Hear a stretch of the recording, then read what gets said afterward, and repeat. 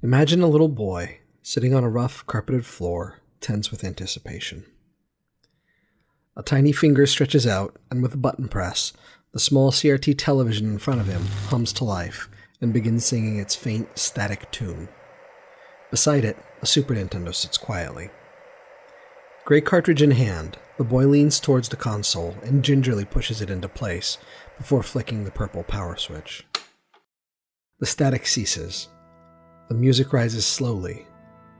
An electric organ gives voice to the flashes of pixelated lightning behind red-tinged storm clouds that are appearing on the screen.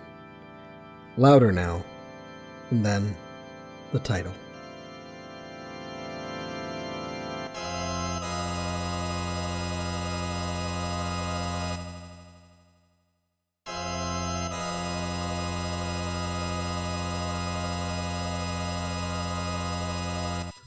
So, you can probably guess based on that title screen, but today we're going to talk about Final Fantasy VI.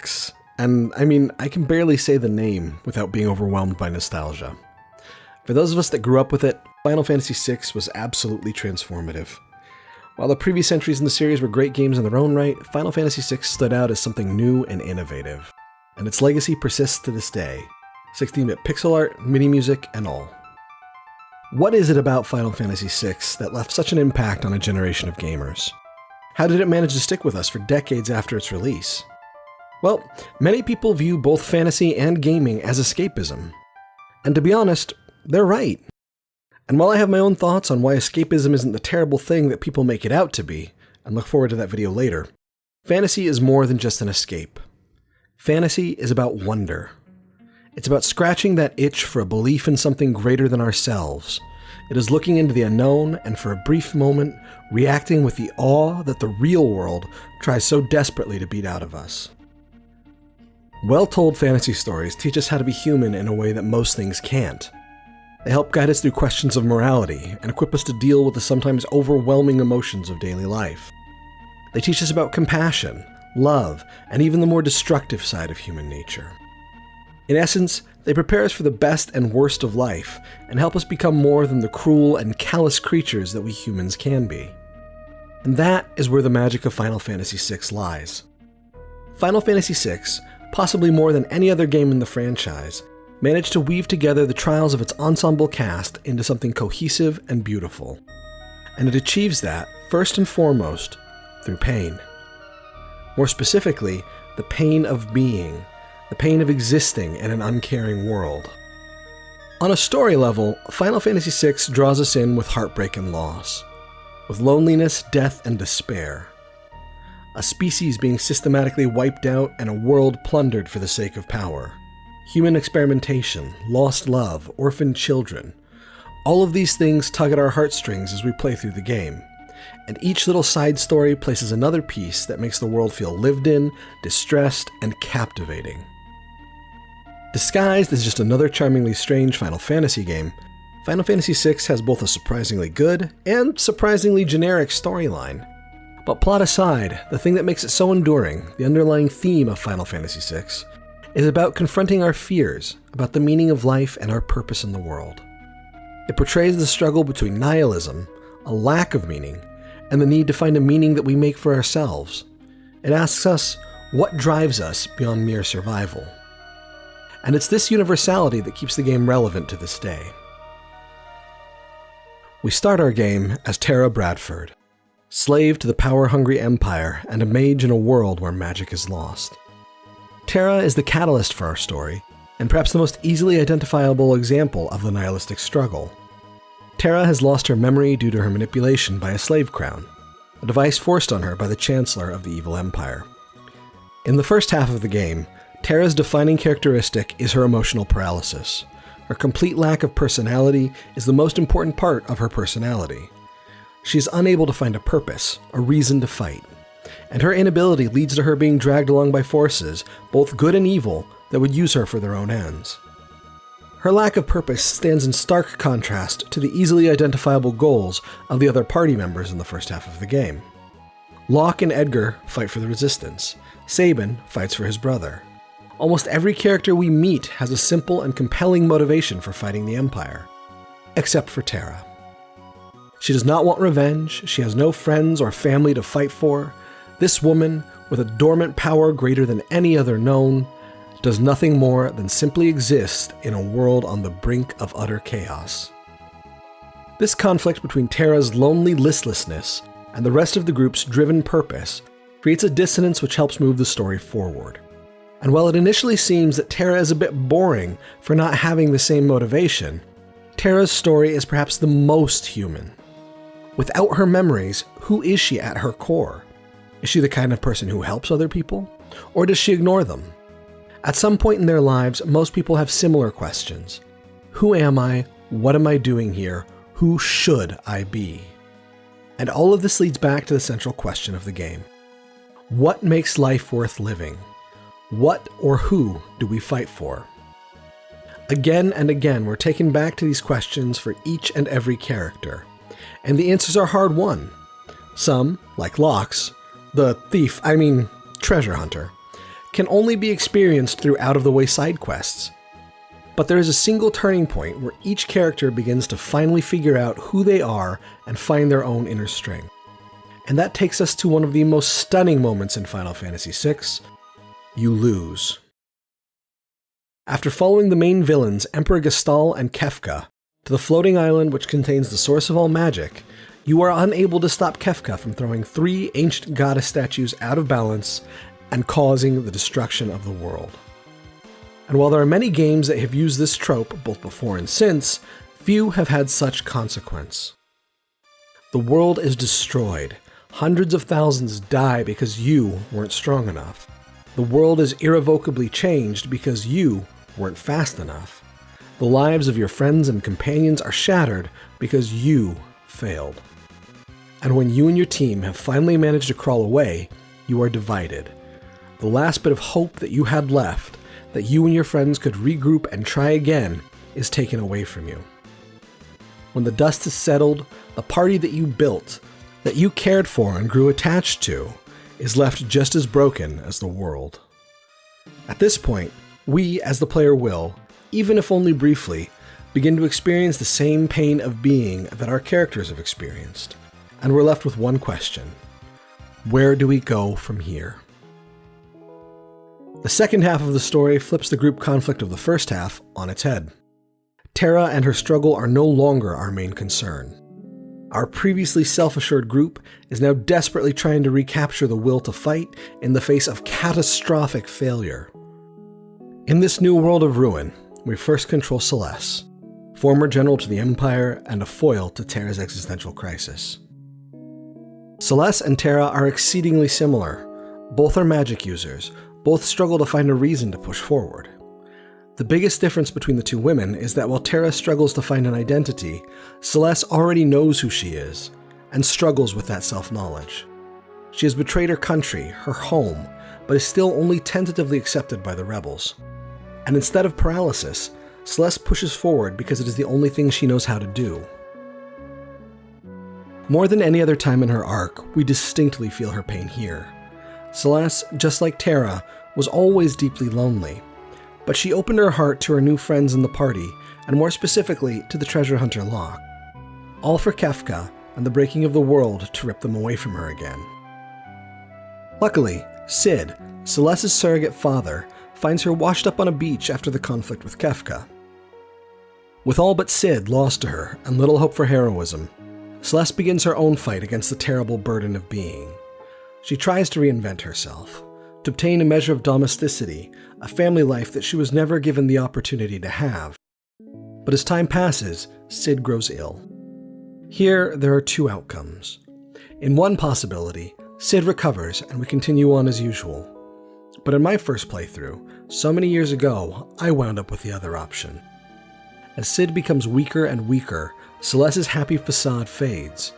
We come to realize that her grasp on hope never came from within. She is as incomplete as ever. And when Cid finally dies, Celes gives up. She surrenders completely to despair. And without hope, what is there to live for? I imagine now, as I imagined as a child, Celes's sullen steps up the cliffside, her hollow eyes gazing out over the water, and then a final act of desperate will in the face of pure hopelessness, as she throws herself from the cliff face down to the water below. This is a moment I will never forget. The grim humor of Sid's remark about the others who threw themselves off the same cliff displayed on screen. The symbolism of Celeste jumping in a shot so similar to her throwing flowers from the balcony during her silly, charming, and haunting opera performance. The sparkling tears as she falls. On a personal note, I find it interesting that people, in their desire to protect youth from the harshness of reality, often shield them from moments like this. They throw fits and rant and rave about how we need to protect our children. But in forcing me at a young age to think about why someone would take their life, to think about what utter despair might feel like, Final Fantasy VI gave me a compassion and understanding for those suffering that I wouldn't otherwise have. When we regain control of Celeste, still alive after her attempt, it is with relief, tempered by a heavy heart. Twice she has been spared, but still nothing has changed. She is as alone as ever. And then she finds a scarf. And it's not just any scarf, but one belonging to Locke, the first character to truly accept her for who she is and not what she was. At this point, Celeste realizes that life itself is a reason worth living, that she must live to find her missing half, to find her friends and bring them back together. And Celeste's reborn spark will eventually serve to rekindle the flame in every party member. This is the pivotal moment where our party begins the ascent from the depths of nihilistic obliteration to self-actualization. From, I can't do this, why bother, to a narrative of singular purpose, to reunite and defeat Kefka, the embodiment of nothingness. At this point in the game, we have suffered enough, been beaten down enough, that we finally come to the ultimate realization, the answer to the pain of being. Life is suffering, yes, but only without purpose. Enduring is easier when you have a reason. And once Celeste has hit rock bottom, we can finally begin to heal. Over the rest of the game, Celeste slowly finds each lost party member who have spent their own time in the ruined world finding their reborn purpose. Finding something deeper to care about, something that will give them the will to once again face Kefka. And speaking of Kefka, where do I even start? Hailed as one of the most seminal villains in RPG history, I believe that most people misunderstand why Kefka's brand of evil manages to be so goofy and yet so satisfyingly terrible all at once. The party members represent who we are and who we can aspire to be through force of will and sacrifice, doubts, fears, pain, and all. But Kefka is a core part of our personality already, one that we have to constantly keep at bay. Kefka is the embodied pain inside each of us. The side of us that sees the horrors of the world, the pettiness, the fear, the pain, and cannot or will not cope. Kefka is the part of us that wants to give up. It is a part that we seldom acknowledge, even to ourselves, but one that we all know is there in our darkest hours. The only difference is that Kefka has turned this pain onto the world, manifesting it as a desire to destroy the purpose of all living things. This is why Kefka remains such an important RPG villain. Kefka realizes that life is suffering, that life is absurd and pointless, and instead of finding a purpose, a reason to endure against the pain of being, he simply decides that everything must end. There is a moment, just before the final fight, where Kefka asks our protagonists, "And have you found joy in this nearly dead world of ours?" Inherent in the question is the answer that Kefka expects. To him, there can be no joy, no hope of joy, in this dead and ruined world. But instead, he receives a resounding yes. Each character, through pain and persistence, has learned precisely why they will keep on living, keep on fighting, in the face of insurmountable odds. Their purpose is their shield against the pain. In these final moments, we can truly appreciate the emotional conflict of the game. Throughout, we've seen each character confront their fears, and here, in the face of the embodiment of overwhelming nihilistic pain, we see their strength and we stand with them.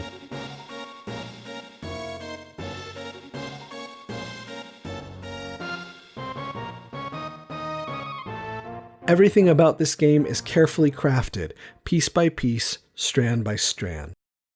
While it is at times saccharine and goofy or overly dramatic, everything fits together as an exaggeration of real life.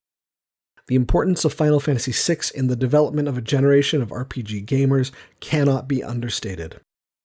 While other games at the time catered to our simpler selves through carnage or whimsy, Final Fantasy VI presented thousands of children with the challenge of existence, emotions that we were only just beginning to encounter and understand.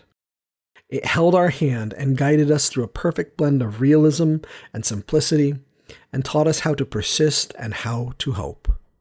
I remember being about 10 years old and feeling deeply lost and alone.